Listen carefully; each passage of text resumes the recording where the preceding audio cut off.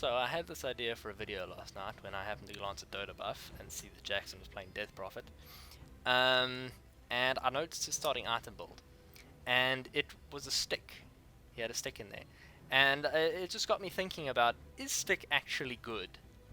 Because Jackson would swear by it. He just says, stick, guys buy stick. And I don't think he ever thinks about it, and we never call him out on it. So I'm just going to go through a few things that you guys constantly say and seem to swear by that I kind of disagree with. So Jackson's starting with the stick here, okay? For those of you who don't know, maybe Bryce who doesn't read the notes, a stick gives you 15 HP and 15 mana for every spell that an enemy casts that is in range. So, we see here he's got one stick charge. We're going to look for the first 4 minutes of the game and see how many stick charges he gets. That's 2, 3,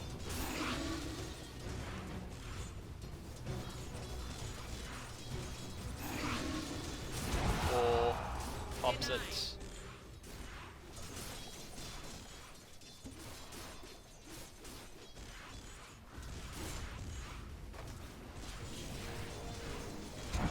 5,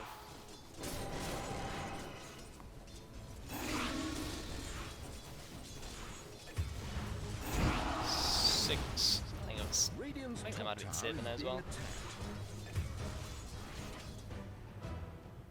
Okay, so in the first 4 minutes I think we've got about 7 stick charges or so, which times 15 is 70 plus 35 is about 105 HP and mana from this 200 gold investment into a stick at the start of the game. So now we'll go to my game. So you'll notice my item build here. We've got 2 mangoes. Now, after thinking about it a little bit, I think actually starting with 2 mangoes is a mistake because it takes you a while to run out of mana. So you should probably start with more stats and then buy mangoes as time goes on. Maybe after the first rooms, and then maybe get an extra like circlet in here instead of the mangoes, and then buy those in now. But the idea is the same. So mangoes give you HP and mana. They give you 100 mana when you consume them, and they give you 0.6 HP regen each per second. So let's see how many spells does Troll cast here.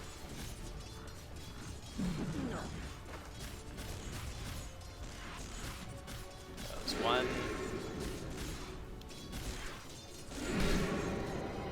2.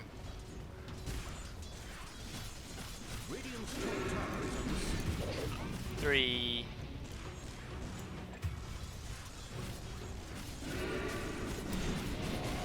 4.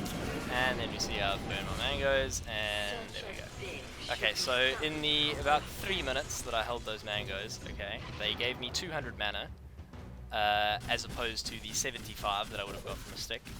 And in the about 3 minutes that I held them for HP regen, they would have given me about 200 HP as well. So they would have given me roughly twice as much HP and mana as a stick would for about 60 gold less. So I mean, sometimes Dota is a bit about feeling, but sometimes it is just a numbers game, and sometimes you can actually just look at items and based on their usefulness, you can just say that, well, mangoes are going to give you more HP and more mana, and they cost less gold. So, okay, I say they cost less gold. Obviously, when you are buying a wand in the game, which I do recommend, of course, I love a wand. I think wand's a great item. Effectively, you are starting 140 gold down because mangoes are just regen. They don't actually give you some long-term item. But, I mean, even wand in itself is kind of not a long-term item because obviously you're going to sell it later in the game when you get more useful things. So, really, is it also regen itself? I don't know. There is an argument that you can say because of the gold cost of the mangoes that a stick is better, but I think just based on the pure regen that it gives you, that 2 mangoes is just quite simply superior to a stick. So now we shift our attention down to the bottom lane where we have Mr. Sebastian on the Phantom Assassin, and we have his partner in crime Bryce Mungo Time on the Ogre Magi. Now we know that Bryce and Seb are famously bad at laning together, but that's not what I'm judging here. You know, their lanes, whatever. I think Seb does die twice in the lane as well, but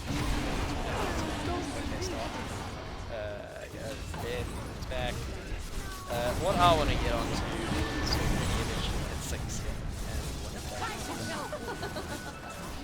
And so 4, steady in, 5,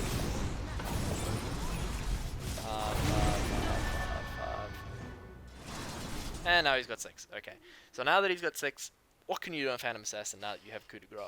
You can go jungle. Okay? It's very easy. You don't necessarily have to if the lane's very easy, but this Mirana's already 6, the Spirit Breaker is 5. They've already demonstrated that they can actually kill him, and Bryce is not a massive obstacle to that. Dire's middle tower taking damage. So, well, let's see what he does here. So what he does, obviously, is because he believes fundamentally in the superiority of lane creeps. Sounds kind of racist to me, but so he's going to sit here in the lane, he's going to get bullied by Spirit Breaker and Mirana, and he's going to not get anything. Yeah, getting harassed by the Mirana, has to blink away. Doesn't get that creep. Doesn't get that creep, gets this one because it's very far in the tower. Bryce gets charged and dies. Now he's all alone, so now he's going to sit back, far into the tower, watch some range creeps die.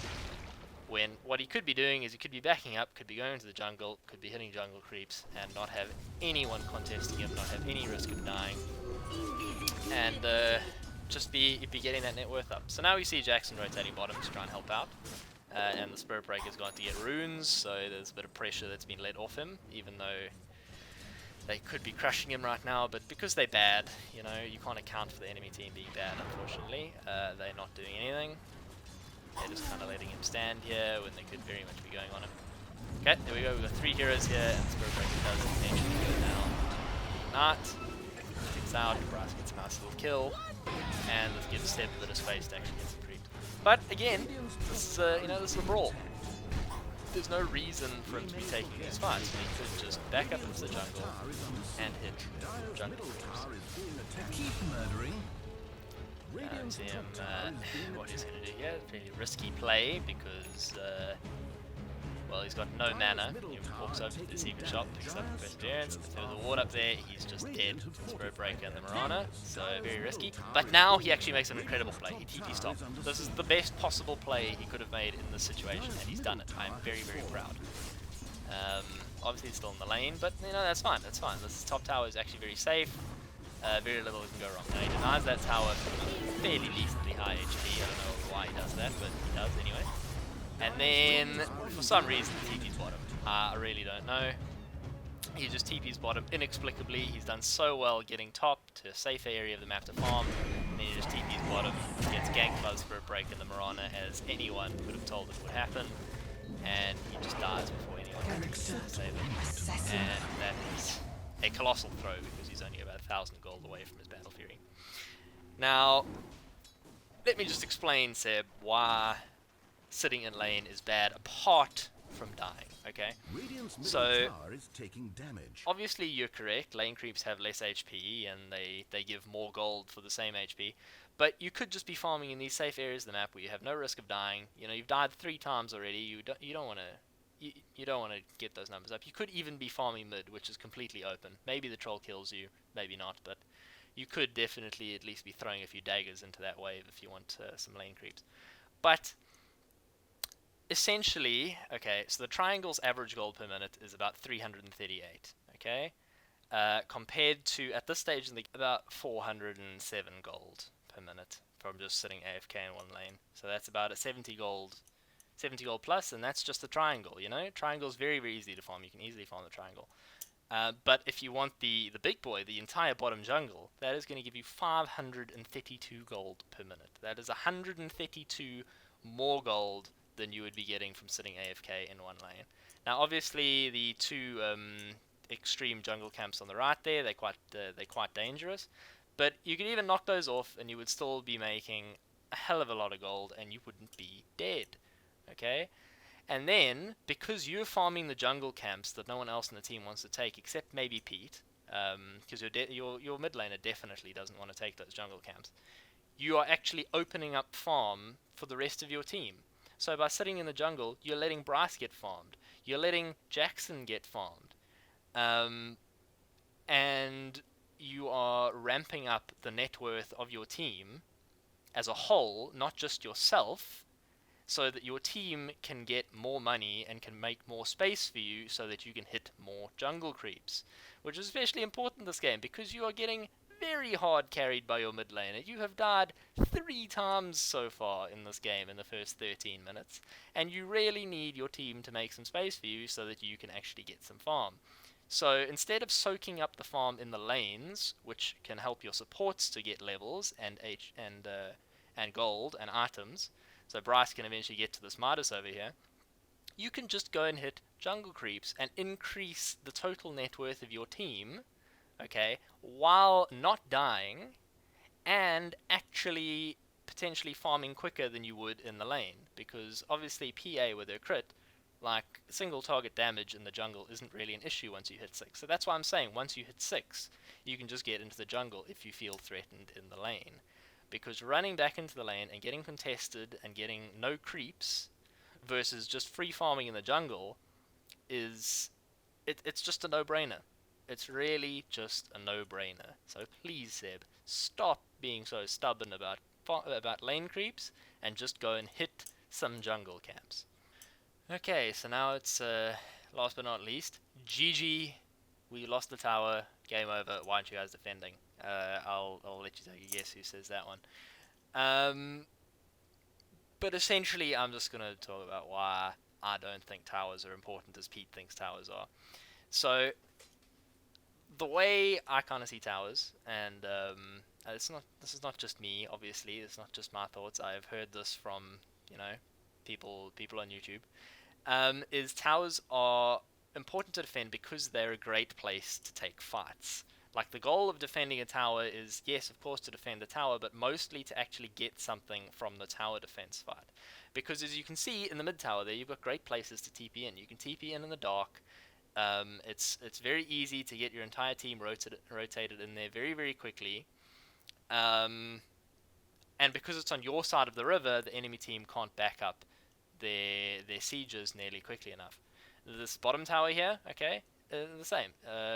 You want to take a fight here when you can get people into this dark place over here, in a position where they can capitalize on the enemy overextending to try and take the tower, because the tower itself is not actually that valuable. If you lose that bottom tower there, it actually lets the creeps push up towards the tier 2 tower, and that means that your safe laner who's busy jungling in that jungle can actually hit jungle creeps more safely under their tier 2 tower.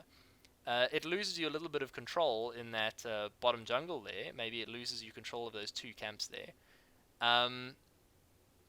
But essentially, it just lets the creep wave push in and actually be safer for your safe laner to farm. So losing that tower there is really nothing. So the only reason that you would ever TP in to defend this tower is if it's a good fight, and you think that from this tower you can capitalize and get some kills on the enemy. The number of times that we have engaged in a fight around that bottom tower for absolutely no reason is too damn high.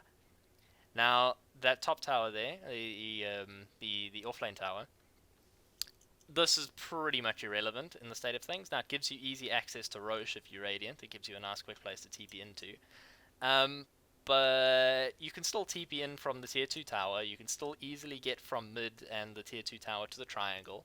So it doesn't lose a whole lot of space in the triangle. Essentially, you're just losing kind of the area around the secret shop. So the importance of this tower is incredibly limited. So again, the only time you wanted to run in here is when you can TP in those trees, you can take advantage of the enemy overextending for the tower, and you can just make something out of that fight, because the tower itself is not that important. And the corollary of that is, when you're sieging the tower, you don't want to overcommit, because taking that tower is so unimportant. Now, the mid tower, okay, far more important. And you can see here we're just giving it up, but that's because we don't really have a lot of heroes that can just sit in the mid tower and easily defend it. So when you have heroes that can do that, then you definitely want to do it, like I'm going to show you in this example here. So I guess probably remember this game from not too long ago where I was talking about the supports rotating in. So you can see here, Pop Exorcism Diving the Ember a little bit, but what happens? Undying TP's in. Now what does Undying have? Undying has Tombstone. Now what does Tombstone do? It's a great spell for defending. Okay, and you see here, but that's because they overextend onto our side of the rim anyway, so they don't actually do that in other fights. They just stick on their side and defend. Now, I can't run into this Tombstone here, okay? I can't right-click a Tombstone because I'm a Death Prophet. I have like 2 attack speed. So, this is a really easy spell. It's an 80-second cooldown. You just drop that down, and my 145-second Exorcism cooldown has been wasted because of one really, really easy spell from one of the supports. You can just rotate in, costs them nothing, and it saves them a tower. That is mid-tower defense. Okay, you'll see it again with my next Exorcism. So pop Exo, run up the high ground, be able to tank the tower.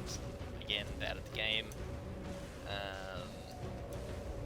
Ember puts an aggressive Remnant forward second, and that kind of scares me off a little bit. Even though it means nothing, but I don't know that no one's TPing it. So because they've TP'd it in the past, and because they have such efficient ways to defend that mid tower, it kind of forces me back, and kind of makes me a bit scared. Here I do commit in a little bit. Mega kill. And then my Exo runs out, and again, you know, this mid tower's been successfully defended. So I'm just left sitting here, right-clicking the tower with a few illusions. And now we see the Jakiro at the bottom right there. Now what does Jakiro have? Jakiro has Macropire. So, what is Macropire very good at? Very good at defending towers. So again, they have another support with a 60-second cooldown ability, which is incredible at defending towers. So you see, we walk up, start defending the tower there, bang, Macropire, tower's safe. Yeah, and then that tower on 210 HP, I don't think it takes another point of damage to eventually kill it much later in the game. It kind of just sits there because they've got they have the resources on their supports. They have Tombstone, they've got Macropire, they've got very easy ways to defend them. And that's how you want to do it. You don't just want to YOLO people in there and say, because it's mid-tier 1, we have to defend, otherwise we lose the game. If you don't have the heroes, and if you're weaker than them, you can't defend it, like on our side, okay? From the previous game, we had like maybe a Rubik to spam out the wave a little bit. So you can sit the Rubik in the trees, and you can have him like fade off the wave and try and spam it out like that. But if you don't have big team fight that's ready to help defend this tower, and you don't have the abilities that can do that, then you just can't defend the tower. It's just simple as that. Like, if you run in to a bad fight, then you're going to die and you're going to lose the tower. So it just doesn't make sense to have a one-size-fits-all idea of, guys, they're hitting our tier 1 tower, we have to go and save it, if you are much weaker than it. If it's an even fight, then it's great, because the tier 1 tower is a great place to fight. That's why it's so important, because the tier 1 tower is a great place to have a team fight, because it gives you a massive advantage. So, to me, that's the importance of the tier 1 tower. It's a great place to take a fight. It's not... it does have, obviously, a lot of map control attached to it as well, but when your team is in a position to take advantage of the positional advantage that the tier 1 tower gives you, that's when you really want to take the fight. And that applies to all the towers, not just the mid one. It applies to the top tower, it applies to the bottom tower. The tower itself is not as important as the opportunity that it gives you to take a good team fight. Now, I know Pete will disagree with me, he usually does. So if you have well, if I do this, my comment section is just going to be filled with like bot armies of Pete spamming things that he thinks I say that I probably don't say. But yeah, put your favorite thing that I say in the comments down below. How about that? I also couldn't think of one for Brass. He says so many things that they kind of all just jumble together.